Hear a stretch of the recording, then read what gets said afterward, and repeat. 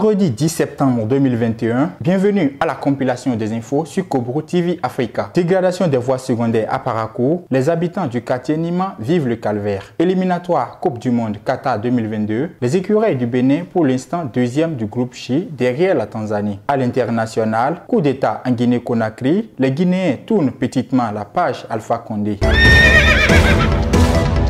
Les habitants du quartier Nima, situé dans le 2e arrondissement de Parakou, souffrent le martyre.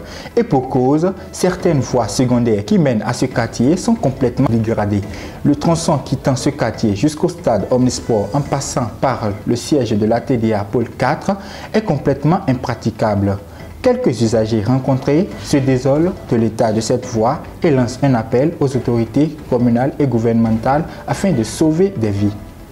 Cette voie, c'est dangereux, c'est inadmissible pour notre commune. Elle est complètement gâtée, vraiment, c'est tout un calvaire. Un calvaire, une voie qui mène vers le CHD. Imaginons un peu, la nuit, dans la nuit tardive, quelqu'un est malade. Comment transporter ce malade-là jusqu'au CHD? C'est grave. Le malade va même mourir avant d'arriver au CHD, c'est très grave. Tu tombes dans les trous, vraiment, Vraiment, c'est grave. Je demande à mon maire, Inoussa Chabé-Zémé, de penser à ceux-là qui vivent surtout dans ce tronçon. Je pense à lui. Vraiment, je sais qu'il y a beaucoup de travail à faire. Je lui en suis reconnaissant. Il a beaucoup de choses à faire, mais il n'a qu'à penser aussi à cette population, surtout à cette voie. Sinon, vraiment, on va tous mourir et on ne sait pas qui va venir jouir de la commune de Parakou. Notre voie de Nima ici, c'est une voie vraiment qui nous dérange. Surtout s'il pleut là, c'est un calvaire total, c'est vraiment pitoyable, c'est triste.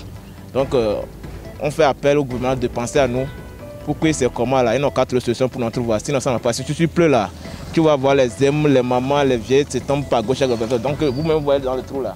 Donc il faut penser déjà, la pluie même il y a cessé, mais il faut voir s'il pleut maintenant, qu'est-ce que cela va donner.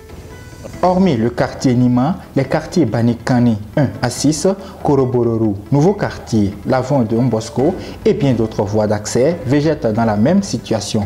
Pour une bonne mobilité des biens et des personnes à Parakou, il urge que les autorités compétentes écoutent le cri de cœur des populations pour le développement durable de la commune de Parakou.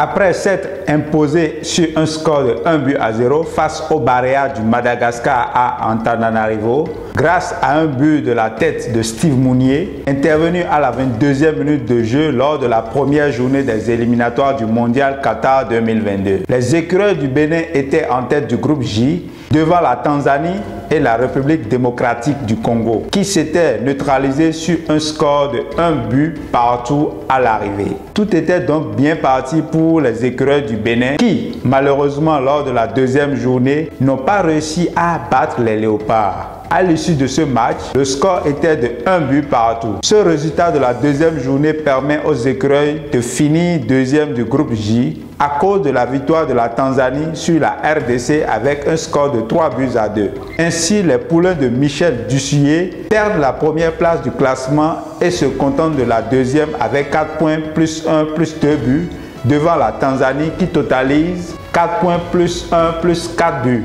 Pour la suite de cette phase éliminatoire de la Coupe du Monde Qatar 2022, les écureuils du Bénin seront face à la Tanzanie le 6 et le 10 octobre en aller-retour.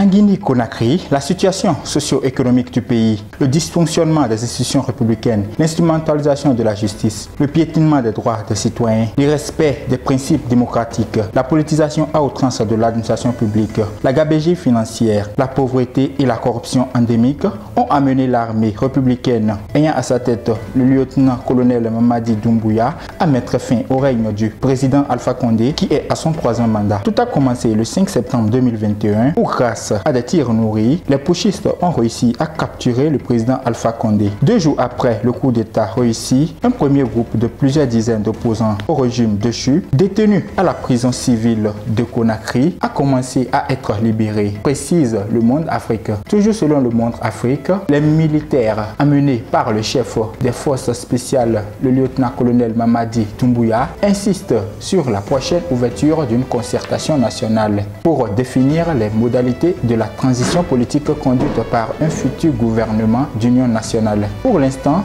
les militaires semblent bénéficier de l'adhésion d'une large partie de la population. Des scènes de liesse populaire ont eu lieu partout dans le pays, notamment en Zérékoré, preuve que la Guinée commence à tourner la page d'Alpha Condé.